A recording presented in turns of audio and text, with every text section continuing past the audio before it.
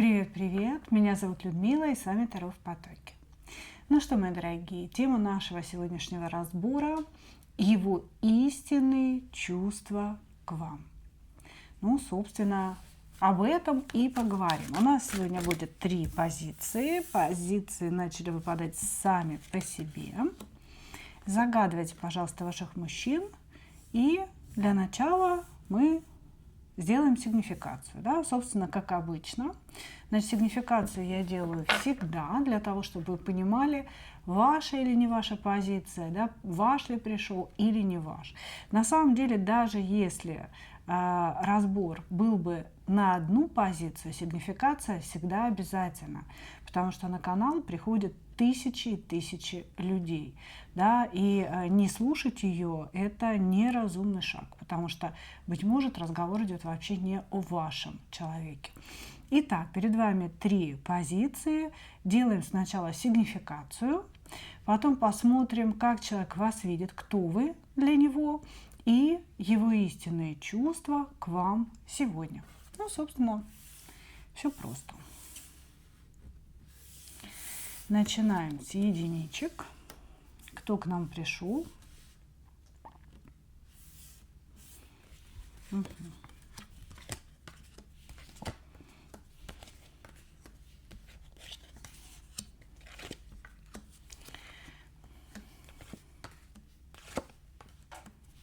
Значит, смотрите, здесь мужчину, когда он был юным, да, просто целовали в попушку. Скорее всего, он вырос без отца в женском коллективе, где вот его, знаете, до такой степени зацеловывали, залюбливали и всячески ему говорили о том, что вот любое его действие, оно вот идеальное. Понимаете, вот ты просто замечательно покакал, Господи, Боже, это же произведение искусства. Ты поел, Боже, хвала Господу, да, за то, что это случилось. Вот, значит, здесь мужчина перелюбленный чрезмерно. Вот перелюбленный мамой, вот прям здесь такое ощущение, знаете, мама, бабушка, может быть, там старшая сестра, может быть, и был мужчина в семье в виде там дедушки, да, который что-то там пытался, но это все было бессмысленно.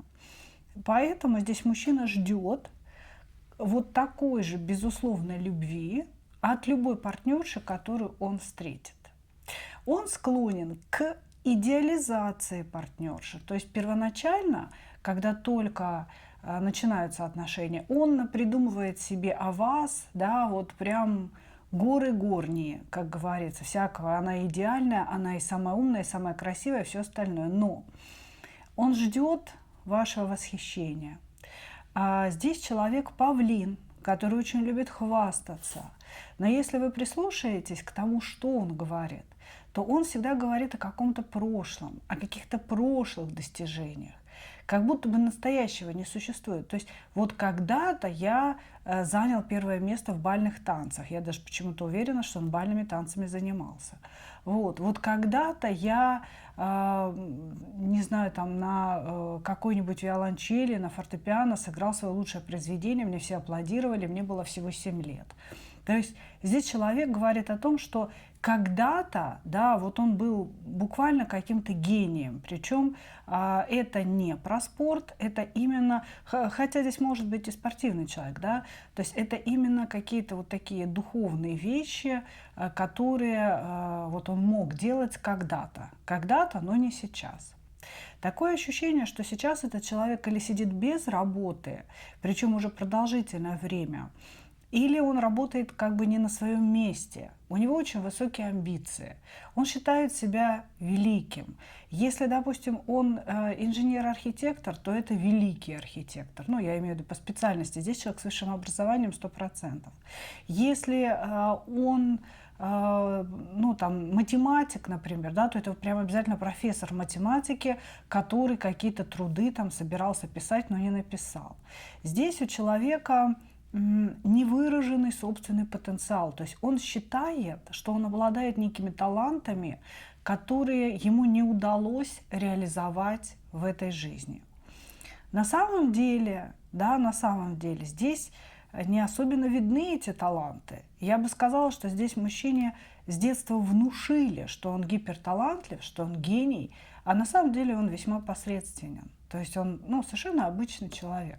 Просто он думает о себе, что он гений, и что просто вот ему как бы не удалось что-то реализовать. От отношений он ждет преклонения перед его персоной, бесконечное восхищение. И вот действительно, как делала когда-то его мама или бабушка, да, собственно говоря, любое его действие должно быть встречено с восторгом, вот того же он ждет от женщины. Женщина считается любящей, женщина считается любимой в том случае, если она имеет потенциал бесконечно восхищаться нашим товарищем. Значит, он считает также, что он когда-то держал в руках удачу. Я бы сказала так, знаете, вроде как когда-то он шел вверх по карьерной лестнице и, в принципе, что-то добился. Стал каким-то начальником. Для него очень важен статус. Да, не деньги и не действительные достижения, а именно статусность. Вот ты директор директоров будешь называться, да? Вот, когда-то он имел этот статус, для него важный, а потом он его потерял. И сейчас, если он где-то работает, то он работает на очень такой нестатусной должности и все время вспоминает о том, как было когда-то. Когда-то я был начальником. Или же по перевернутой королеве Пентаклей он может вообще не работать, сидеть дома, вот, заниматься домашним хозяйством и, собственно, сетовать на то, что в его жизни все сложилось не так. Вот, значит, мужчина любит заниматься домашним хозяйством, варить каши детям, варить супчики, прибираться, развешивать картины по стенам. То есть ему очень нравится, да, она считается традиционно женской работой, да, как бы, вот такая традиционно женская работа, традиционно женские занятия. Хорошо. Если узнали своего персонажа, смотрим, кто вы для него.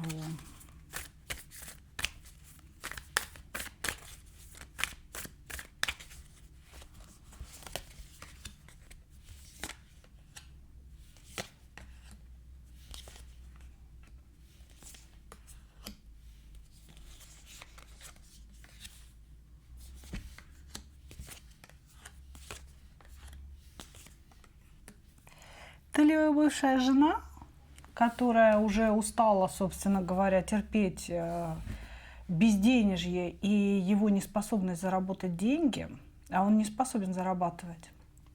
Он способен рассказывать о чем-то, но зарабатывать он не способен. Значит, или вы бывшая жена этого человека, или вы женщина, от которой он хотел бы иметь детей, и на которой он хотел бы жениться, с которой он хотел бы иметь семью.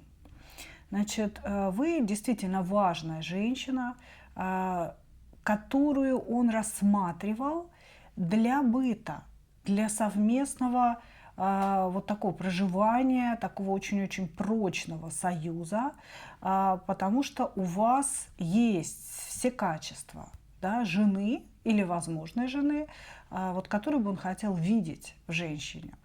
А вы женщина, нацеленная на род, на его продолжение, да, то есть вы или любите детей, или хотели бы детей, или у вас есть дети, да, вы очень серьезно к этому относитесь, вы очень серьезно относитесь к построению отношений. Вам не нужно, чтобы была какая-то всепоглощающая страсть, да, и за ней ничего.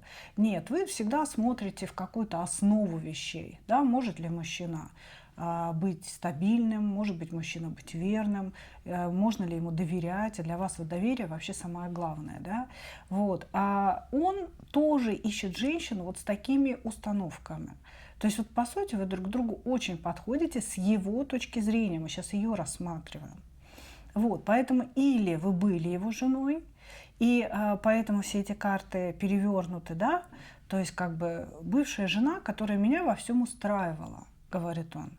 Или он хотел бы, чтобы вы были его женой, но может, и чужая жена, да. Короче говоря, не может он это сделать, да, это получить. Вот, значит, вы для этого человека, безусловно, женщина любимая. Любимая женщина с его точки зрения, то есть он оценивает женщину по разным, вернее, как так, по нескольким аспектам, я бы сказала, да. То есть с ней должно быть интересно разговаривать, она должна быть образована, она должна быть умна, но при этом не дерзкая. Да, чтобы он всегда чувствовал свой авторитет. Вот ему интересно с вами разговаривать, но вы не дерзите, вы не ставите свое мнение на первое место, да, вы как бы к нему прислушиваетесь, уважаете его. Вот, то есть он видел вас, почему говорю видел, да, здесь все как-то в прошлом, у него чувства остались к вам, сейчас мы их будем рассматривать, но почему-то вы в прошлом находитесь, понимаете? Он как будто бы говорит нам, эта женщина была моей удачей, встретить эту женщину было моей удачей. Я держала эту птицу счастья в руках, но, к сожалению, она от меня упорхнула. Поэтому вот в равной степени вы можете быть женой, которая с ним развелась, или, может быть, вы на грани развода находитесь, да, и он понимает, что вы ускользаете, да, что нет возможности с вами выяснить отношения, вот как-то все восстановить и так далее. Или вы женщина, с которой это все хотел бы делать, но вы тоже ускользнули из его рук. Хорошо. Давайте посмотрим истинные чувства. Ладно. Раз у нас сегодня карты, да, так выпрыгивают, мы все посмотрим.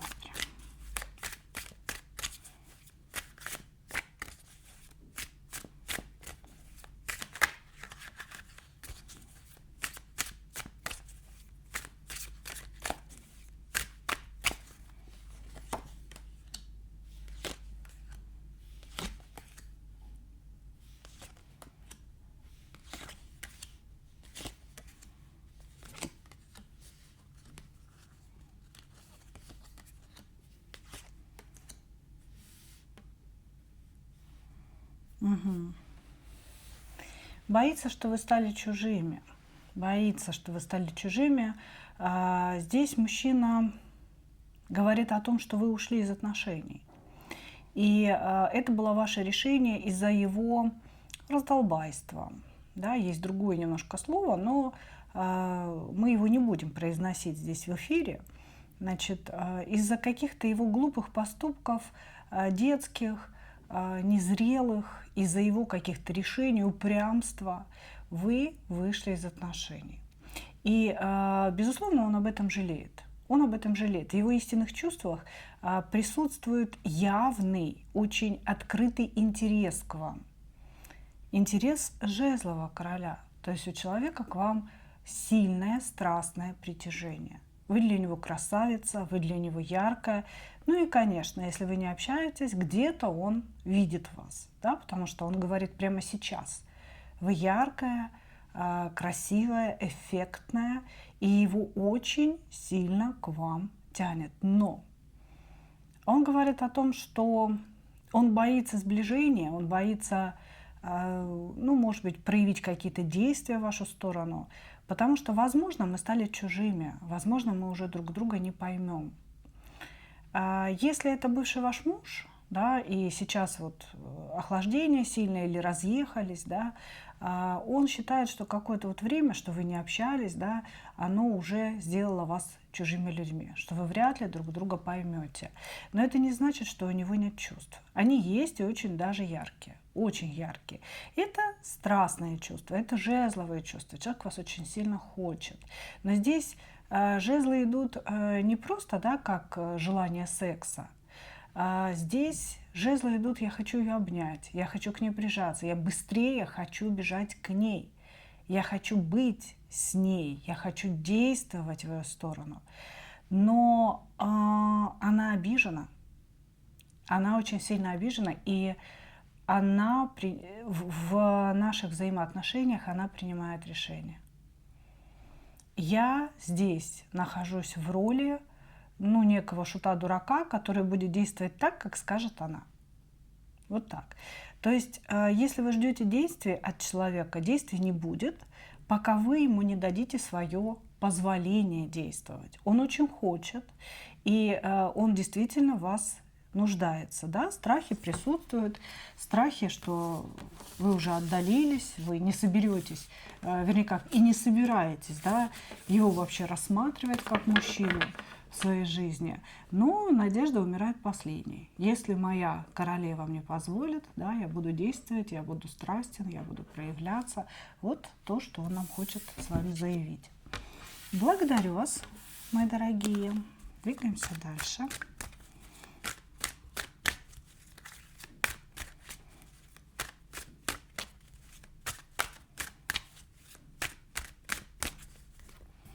Двоечки.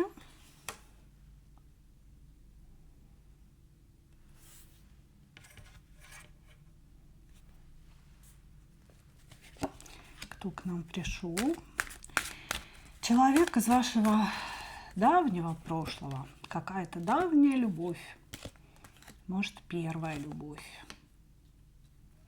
Да, любовь, которая была разорвана, была прервана и долгое время никак себя не обозначала. Человек на расстоянии. Здесь классическая история того, что какая-то ваша первая любовь, или институтская, или школьная, или, может быть, знаете, это была не совсем любовь, это была дружба, а тут сейчас возникла любовь прям. Появился человек из прошлого. Нашел вас, написал, позвонил. Началось какое-то общение, да, просто ты как, рассказы о себе. И вы вдруг понимаете, что понеслась душа в рай. Да? То есть началось какое-то внутреннее метание. То вы были счастливы замужем, растили детей, вообще всячески думали, что вы выстроили свою жизнь. И тут вот какой-то один человек, да, начал вас смущать. Вот, то здесь прям классическая история из юности, из детства, человека из прошлого, который, объявившись, начал внутреннюю маяту и суету. Он достаточно эгоистичен, этот человек. Когда ему плохо, вокруг него всем будет плохо. Когда ему хорошо, всем будет хорошо. Он может быть классическим овном или львом. То есть я просто обозначаю, но это не значит, что человек принадлежит этим знакам. Да? У него могут быть планеты определенные, да? Но здесь вот может быть прям Солнце в Овне или во Льве. Значит, он любит внимание, он любит, когда его слушают, он любит быть на первых местах. Лидер вообще по своей структуре, но не удалось ему в жизни сохранить эту лидерскую позицию. У него были очень большие амбиции на жизнь, он все делал сам, пробивался сам, ему вообще в принципе никто никогда не помогал. Человек из такой среднестатистической семьи, то есть никто протекцию не делал. Вот все, что он имеет, он добился сам. Он такой очень энергичный человек, достигатор, лидер, который может и готов идти впереди планеты всей. Но не удалось. Что-то такое произошло в его жизни, может быть, связано со здоровьем, может быть, он женился, да, и как-то женитьба и дети подкосили карьеру, как будто бы ему не удалось реализовать свой потенциал. Вот, значит, мужчина, который прям несколько раз хватал удачу за хвост и действительно добивался чего-то. И, в принципе, я не могу сказать, что он прям совсем беден, да, то есть у него есть там, может быть, квартира, машина, гараж, но проблема в том, что у него к этому всему есть еще и семья. Вот, то есть у него есть семья, у него есть какая-то такая обычная жизнь, И ему, господи, что мне мешает, в этой обычной жизни очень скучно. Понимаете, его вот такой бурной натуре, бушующей энергии нет выхода в семье. В семье его все стабильно, все скучно, иди там помой посуду, ты купил колбасы, поехали на дачу весной. То есть вот какие-то такие вещи, да, которые ему притят. Ему хочется чего-то большего. Вообще, в принципе, ему всю жизнь хочется чего-то большего. И, может быть, его появление в вашей жизни – это как раз поиск большей эмоциональности, потому что он эмоционально не наполнен. Вроде как все есть, но нет особых достижений, нет особой надежды на эти достижения, а потенциал не растрачен. И хочется, ну вот в этом случае, да, что сделать? Ну, каких-то эмоций дополнительных получить. Потратить свой потенциал. Ну, еще, знаете, какая фишка здесь существует? Жена его видела всяким, да, и для жены он настоящий, такой, какой он есть. Вряд ли она там восхищена, вряд ли она ему говорит хорошие какие-то слова. А вы это как практически как новый человек, да. И если вы на расстоянии находитесь, он ведь может рассказывать о себе все, что угодно. Вы все равно не можете это проверить, да, и, возможно, вы еще, ну, вот как-то где-то им восхититесь, где-то похвалите его, да, и он порадуется, да, получит эмоции от этого. Для вас он герой, и он хотел бы вообще быть, в принципе, героем. Кто вы для этого человека? Императрица, надо же. Вообще какое-то ощущение такое, что он хотел на вас жениться, но не смог. Что вот это все в прошлом действительно было. А вы остались для него идеальным образом императрицы. Понимаете? То есть я женился-то на другой, ну, потому что мама сказала, или потому что ты уехала, да, как бы я женился на другой женщине. А ты для меня осталась целым миром. Ты для меня осталась императрицей, которая несет в себе целый мир.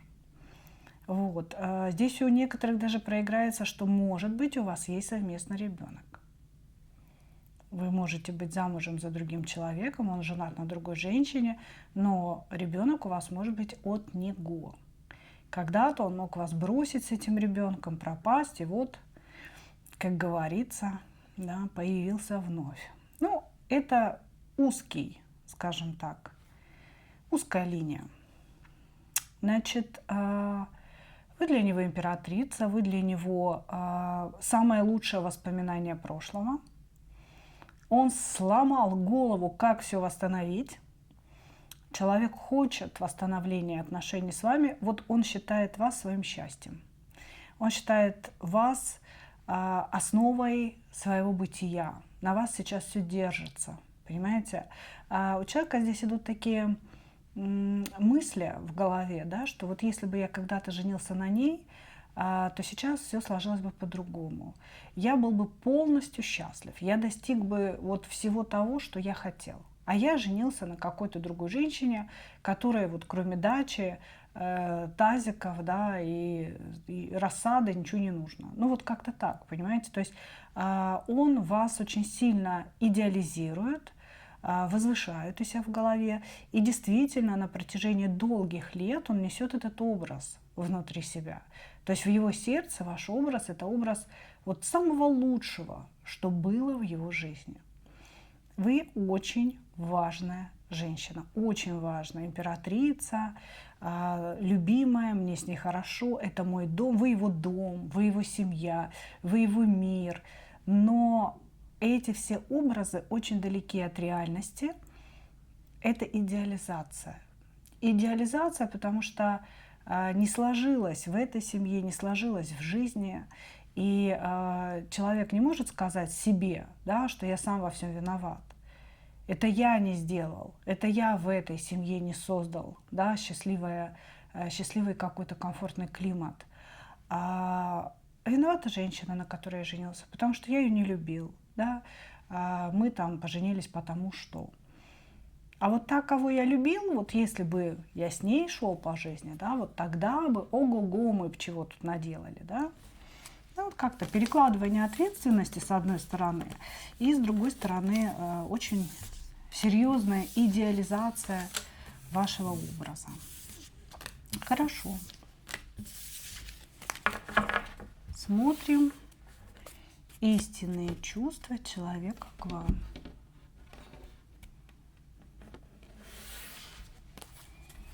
Истинные чувства человека к вам.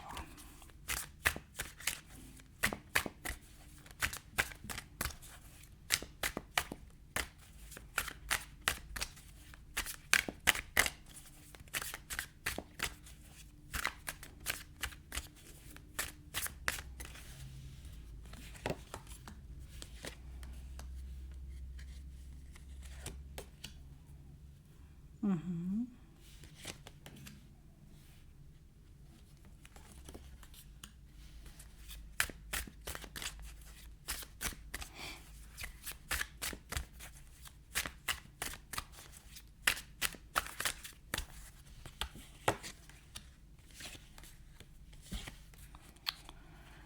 Вы знаете, что интересно?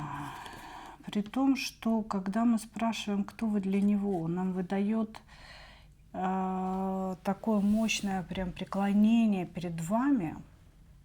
Смотрю истинные чувства. Я бы сказала, что там под этим преклонением вообще ничего нету. Понимаете? Человек появился в вашей жизни от безнадёги, от собственного бессилия, от того, что, ну, как бы, знаете, вы как луч солнца золотого. И он думает, я сейчас войду в этот луч и стану счастливым. Я сейчас войду, и все мои проекты осуществятся. Да? И страсть, безусловно, есть. Да? Страсть, понимание того, что между вами расстояние, что этого не случится никогда, такие фантазии. Да? То есть это такая страсть в некой иной реальности. Да? Он представляет себе, как он вас обнимает, как он это все делает и так далее. Но если мы говорим о настоящих кубках, о настоящих чувствах, потому что когда мы на расстоянии общаемся с мужчиной, да, что нас может связывать? Кубки. Чувства, эмоции положительные, отрицательные, которые идут из сердца. У нас нет телесного контакта. Потому что настоящие жезлы, настоящее желание, не фантазийное, не иллюзорное, оно может возникнуть только когда вы человека понюхали, да, когда вы к человеку прикоснулись, и электрический разряд вас пронизал. А когда это все происходит в фантазиях, это все остается в фантазиях.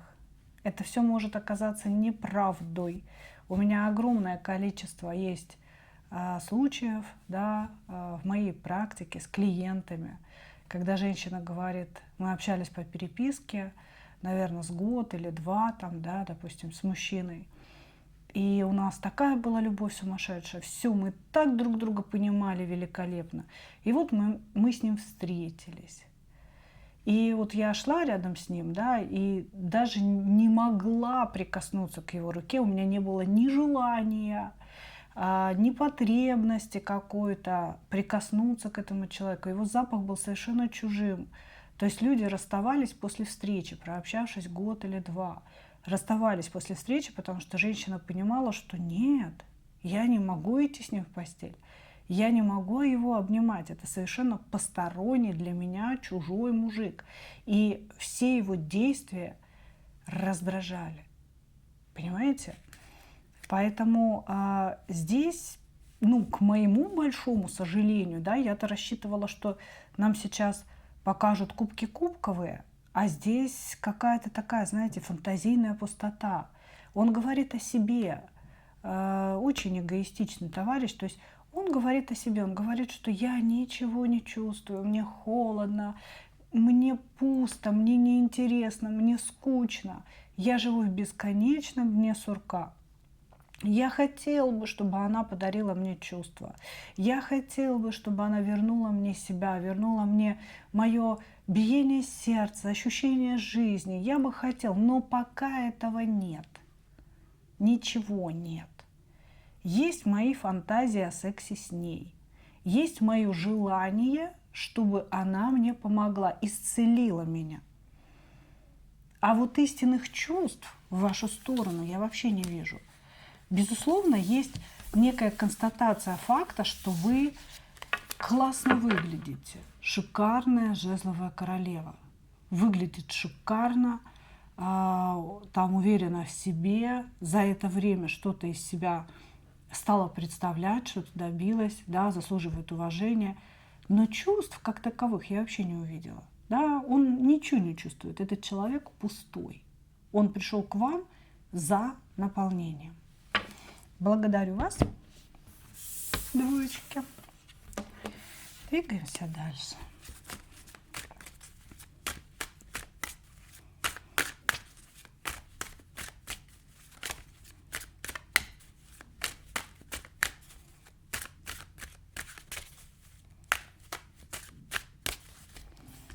Троечки.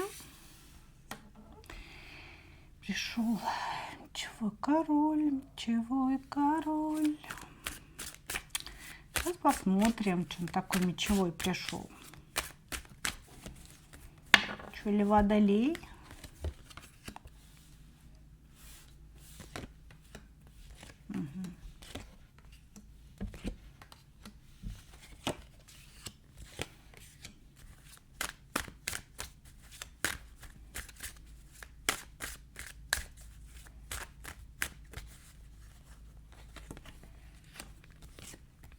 Ну, это или классический воздушный знак, причем прям конкретно тянет на водолея. Или это человек, который имеет отношение к воинской службе, чиновник, может быть, какой-то, знаете, менеджер, серьезный менеджер в государственной организации, может быть, сырьевой какой-то организации, да, то есть, в принципе, здесь мужчина, который работает, очень жесткий, очень рациональный. Деньги для него все. Сначала деньги, потом все остальное. И здесь мужчина, который никому не позволит диктовать ему условия. И никому не позволит ему говорить, что ему делать, да, куда идти и т.д. и т.п. Вот, значит, что мы еще о нем можем увидеть? Что, во-первых, это женатый человек, и в его семье сейчас происходят очень серьезные разрушения. Да? Десятка мечей, пятерка пентаклей. Там идут проблемы с деньгами, может быть, какие-то долги и разрушения. Может быть, это человек разведенный уже. Да? И разрушения, вот по пятерке пентаклей перевернутой, разрушения могут быть задолженностью по алиментам. То есть он или их не платит, или с переменным успехом их платит, да, как бы он должен своей императрице. Вот. Значит, или же, если он еще женат, то сейчас там прям какие-то скандальные скандалы, и он ждет от своей императрицы каких-то проблем финансовых, что она ему может их устроить. В общем, переживает очень сильно. Этот человек упрямый. Значит, невозможно его сдвинуть с места. Если он что-то решил, он будет идти до конца, даже если это глупо. То есть вот вроде такой рациональный, мечевой, они, да, мечевые все умные должны быть. Да и он не глуп. Просто упрямство у него главенствует над разумом. И когда разум кричит, да, ну не надо, измени свое решение, все будет плохо, ты сейчас все заведешь в никуда, он все равно упрямо, вот рогами прет куда-то. Прям, знаете, такая граница Козерога и Водолея, здесь такое ощущение, да. Очень упрямый человек, при этом обладает, на самом деле, очень ранимым сердцем, просто об этом никто не знает, потому что плачет он в одиночестве и в тишине. Может быть, он не плачет буквально, да, но он глубоко переживает эмоциональные проблемы, проблемы на работе, какие-то проблемы в общении, да, в коммуникации с людьми. Он это все очень глубоко переживает, но только когда остается один.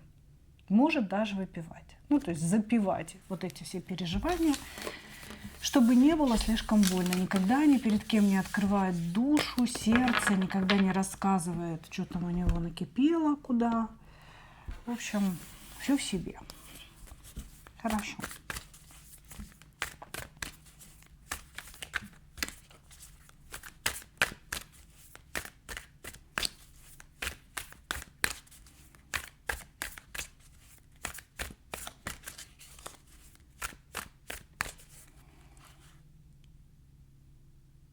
Так, кто вы для него?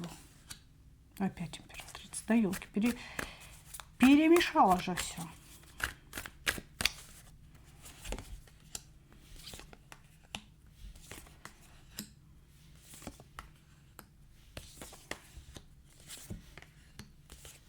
Знаете, здесь можно прочитать по-разному.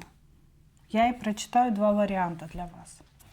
Если вы его жена, он прям так и говорит: жена она моя, да, как бы, может быть, вы та жена, с которой сейчас вот эти передряги идут, да, все плохо, но он говорит о том, что он вас очень сильно любит, и что здесь он будет стремиться к восстановлению ваших отношений, потому что он виноват, вы настоящая императрица, все, что вы делаете, все это правильно, все это продиктовано ну, четким пониманием совместного быта и совместной жизни. А он повел себя как какаха, значит, он здесь перевернутый император, он, значит, то ли слово не сдержал, то ли снова забухал, то ли снова сорвался, то ли пошел на поводу своего упрямства вездесущего, да. Короче говоря, он перед вами виноват. Вот если вы его жена, да, здесь мужчина не согласен с разводом, с разрывом, с ссорой между вами. Он хочет все восстановить и вот как-то вас, знаете, прибинтовать к себе нитями волшебными или канатами волшебными, чтобы вы никуда от него не делись, потому что вы есть его судьба. Вот так он говорит. Он говорит: не-не-не-не, дорогая императрица, вообще все твои вот эти вот мысли о том, что мы расстались, все фигня. Будем вместе. Вот. Очень важное место вы занимаете в его жизни. Такое настоящее, значимое место. Если же вы не являетесь его женой, то человек, разводясь со своей прежней женой, уже вас выбрал как свою императрицу. И говорит о том, что вы женщина абсолютно справедливая, которая понимает, как строить отношения, для того, чтобы это был союз, а не перетягивание каната. Да? Может, и в его прежних отношениях он все время с женой перетягивал канат. Но он не заслуживает вас, потому что он то ли совершил какие-то ошибки, то ли продолжает их совершать, но он типа работает над собой, и вот сейчас уже перестанет совершать эти ошибки, учится чему-то там. Голова у него болит, как все это дело восстановить, как вас к себе привязать. Ну, здесь итог один. Вы его судьба, вы его счастье, да, то есть в обоих вариантах, по сути, вы являетесь его судьбой, здесь человек готов за вас бороться, при этом у него есть намерение сделать так, чтобы вы навсегда были в его жизни. Все, как бы вариантов у вас никаких здесь нет. Хорошо. Я надеюсь, что чувства есть. Посмотрим. Монару боюсь брать после второй позиции, если честно. Сейчас хорошенечко все перетасую.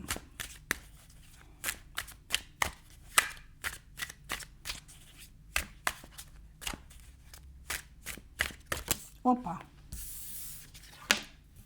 Угу. Обижена, обижена.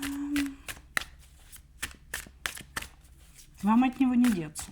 Вы его женщина. Прям жена, женовная жена. Ты чувства, давай, показывай, хватит. Хватит. Чувства, давай.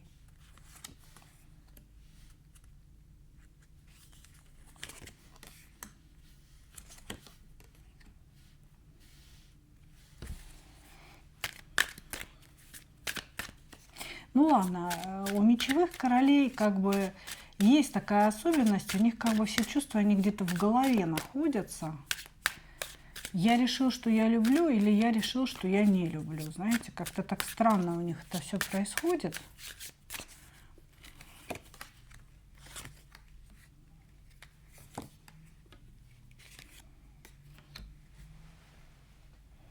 Или то, что вы в ссоре находитесь, он как-то так, знаете.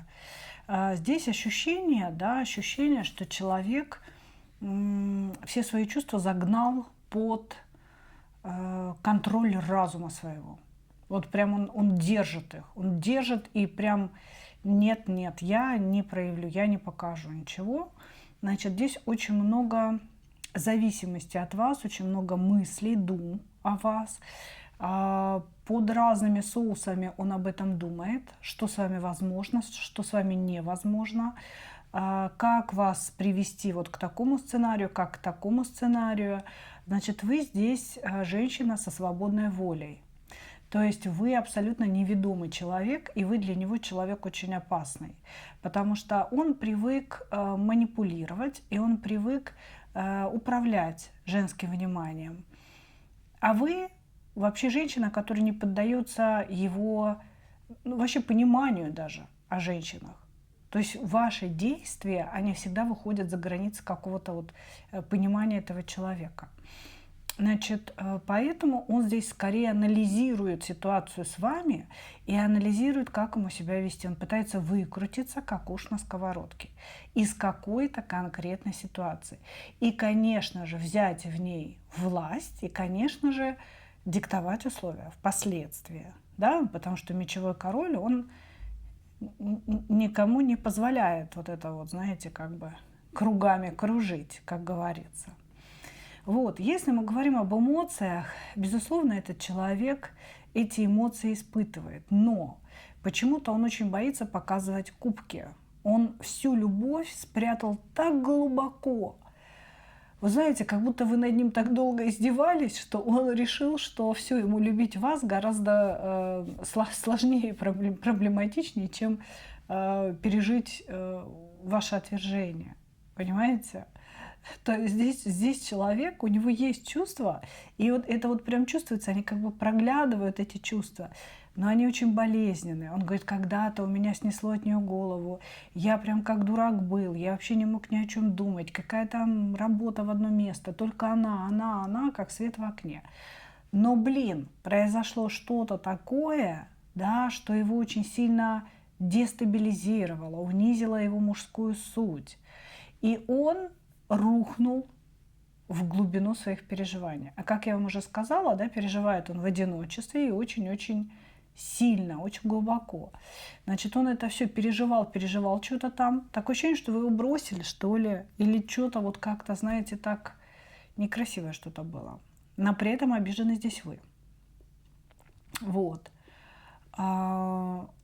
Короче говоря, здесь у человека глубоко затоптанные, задавленные чувства к вам.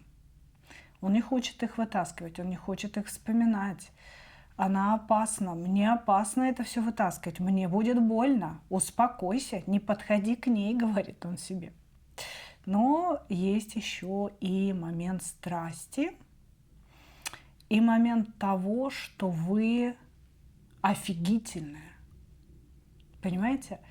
Он понимает, что вот это подавление истинных чувств, да, это все временная история, потому что у него, знаете, как будто вот сердце к вам так рвется. Может, вы ему там недавно написали, позвонили, или он вас где-то увидел, да, и все, и у него все переколошматилось, переколбасилось, и кошмар какой-то стал происходить. А вы для него вот то самое состояние, когда человек находится в кайфе. Когда вы общаетесь по-настоящему, не ругаетесь, не выясняете, а вот по-настоящему общаетесь как два человека, как мужчина и женщина, он испытывает кайф. И он, с одной стороны, очень хочет этого состояния, с другой стороны, он понимает, что вы опять потопчетесь на его самолюбие. Понимаете? Вот такие здесь терзания. Понимаете, здесь в истинных чувствах терзания, понимание вашей опасности для себя и вот какое-то такое безумное притяжение, которое он, наш прекрасный мечевой король, не может контролировать. Понимаете? Есть чувства, но он нам их не показал. Он их до такой степени задавил внутри себя. Показал только вот эти вот метания, что я хочу, не могу, я себя держу в руках, мы должны быть как бы с тобой холодные, дорогой, да, не смей сдавать свои позиции, нет, я хочу сдать свои позиции, то есть вот его прям расколбас какой-то сейчас хватает. Но вы для него императрица, вы для него семья, вы для него удача, судьба и счастье, поэтому, конечно же, здесь победит любовь, поверьте, здесь победит любовь. Ну что, мои дорогие, так вот получился сегодняшний разбор. Благодарю вас за ваше внимание и, как обычно, хочу пожелать вам только одного – встретить свою настоящую любовь и не потерять в ней себя. Ну а мы увидимся с вами в следующих видео. Пока-пока!